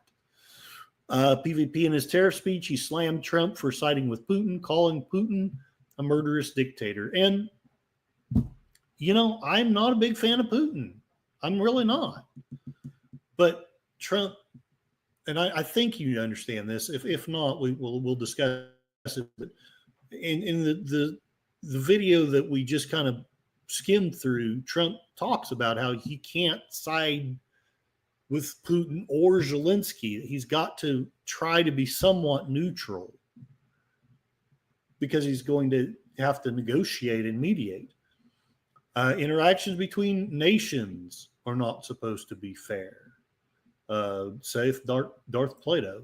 Sashi, in my field of work, I have had dealings with European corporations. The big ones act like Bond villains. And I'll tell you, you probably already know this, Sashi, but a lot of the American big corporations do too. Mentioning Putin in a speech about tariffs was ridiculous and unwise. I would agree with that. I wasn't exactly sure where you were going with your comment, but I would agree with that. We need, look, again, Putin's not my hero, but I think we're at a point where it's not courageous to stand up and Putin is a big dodo head. I think what it is foolhardiness. Does that mean that we want to be like what's his head and when he negotiated with the mustache man? No, we want to be wily. We want to be wise. We want to know that this person probably is capable of lying and stabbing us in the back. But Darth Plato, we're not playing cards, was a silly remark. It's idiot for you have no leverage. Idiom, yes. PvP's comment is serious. Shouldn't be a game. They treat it as such. And yes, you're correct. It's really not. Darth Plato says a great thing here. It's not about Trump, Zelensky, or Putin. It's about what is the cause of the conflict. How do the power dynamics across interested nations and leverage to compel compliance? PvP, Putin has nothing to do with the U.S. tariffs, so Trudeau shouldn't have included his name. I would agree with that too. Keep it simple. Man, where were you guys before? You're probably listening to Trump and learning some things instead of listening to my pointless rants. Sashi, the American corporations seem to be more egotistical. The European ones seem downright evil. All right. I am going to share one more video. And yes, I'm going to reveal my bias. So if you have a left-wing or Democrat bias, you might want to just go away. Not because I don't welcome you, but because this just might irritate the crap out of you. But I have the guilty pleasure of watching Gutfield anymore. And one of my favorite parts of that show is a gentleman named Tyrus. Yeah, I'll just show you what he had to say about the fiasco. I don't know that this is exactly learned or astute, but I think it makes the point about as well as anything. Darth Plato says Zelensky will either end up ousted, dead, or coming back to Trump for the deal. Yeah, I mean, again, without meaning to say that I'm anti-Ukraine. They can't win. They literally can't win unless there's some kind of weird miracle or unless the United States does put boots on the ground and Putin just decides to fold, which I guess it could happen, but I think it would be folly and dangerous folly to just plan on that happening. Darth Plato, the minerals deal is just paper diplomacy. It's the way Trump is trying to show the U.S. disengagement is leading to something that he can call a win. It's just a PR thing. The minerals mean nothing. And hey, Bone, hail and well met. And that part of it, I don't know. I haven't done enough research into that aspect of it to know whether it's an important point or a good point or just foolishness. Darth Plato, if the U.S. sends forces to Ukraine, it would be World War III. That is my fear. I think that you are correct. Sashi, check out the company EssilorLuxottica. They took over Oakley by buying Oakley's main retail customer and started messing with their sales. Then they bought out the company. That sounds about right. EssilorLuxottica. Let's do that before we do. Oh man, I was going to play that. I think I'm going to skip the Essilor Luxottica. I'll look that up offline. Here is what Tyrus has to say about it. Ain't that guy, Tyrus? Yeah, Was he set up by those bitches? You know, he wasn't set up by bitches. Yeah. He was set up by a grown-ass man. Yeah. Okay, you got to go back a couple weeks. Marco Rubio and J.D. Vance, VP, had meetings with him where they were laying this deal out, and he pulled that in the room with them. Right. Where he was like, well, here's the deal, because they want the mineral rights. And he can't have them with having rights to mineral rights because he's part of the laundering scheme. We got $64 billion missing. What do people do who steal money from other people? They have to replace it with new money. And this new money happens to be controlled by one of the most transparent presidents of all time, President Trump. So when he did that to Marco Rubio and J.D. Vance, he hurt the little feelings. And they went to President Trump and they said, he wouldn't do the deal. And he yelled at us and he called us names. President Trump said, cool, bring his ass to the house. Okay. I think that's funny, and I think that he may have a point. What do you think? Darth Plato, the U.S. State Department made a big mistake provoking the Ukraine war. I agree. Darth Plato, you don't think that the guy is funny? I think he is. Okay, but I won't bother you anymore with him because I want to go watch Troy Pacelli and Blake 7. So I hope you all will forgive me.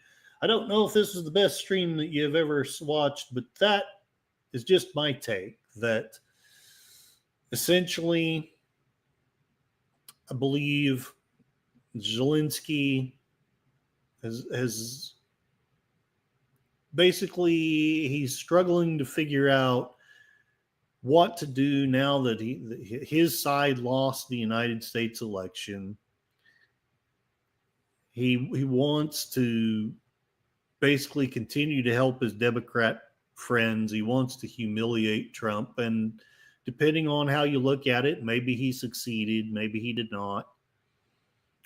And I think he was told by his handlers, because he has handlers. I know that he has been told at least once to refuse a peace deal and refused it.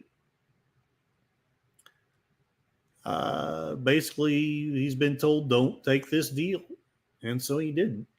And unless he can somehow be persuaded to change his mind or dies, the war is going to continue.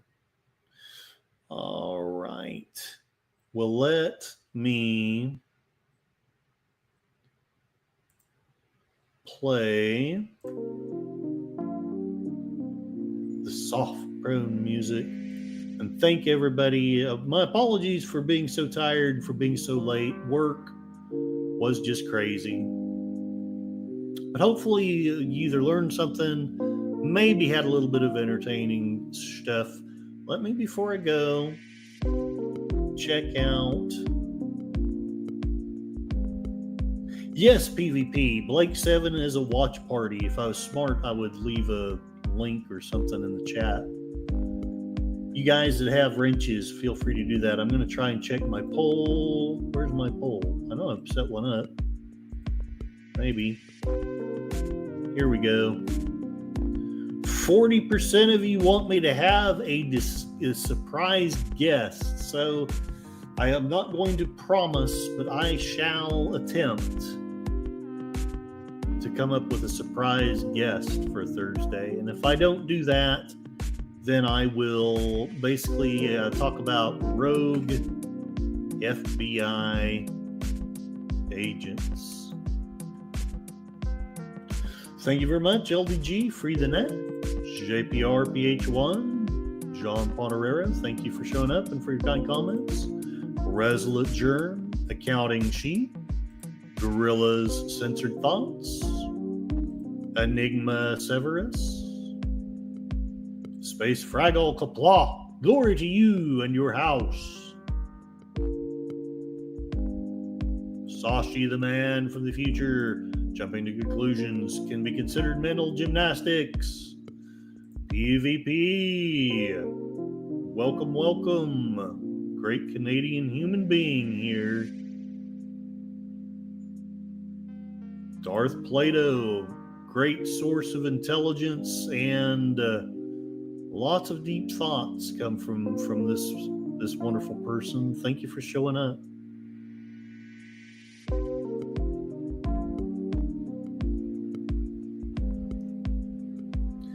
Bone, hail and well met. Thank you for showing up and for your kind comments. And Connie Cleary, thank you very much for showing up and for your kind comments. I have not seen The International with Clive Owen. I need to come up with a watch party for my Patreon members soon. And I may or may not make it Thursday, but soon I have yet another announcement to make. God bless you guys. I'm growing so much faster than I deserve. And days like today when I just don't feel very inspired.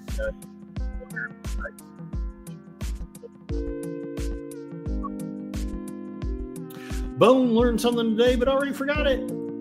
Get Kissinger. I'm assuming you mean the movie, not the blow-up doll.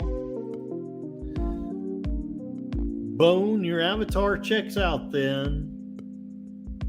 You're welcome. Well, it's been said that life is pain, and anyone trying to tell you otherwise is trying to sell you something.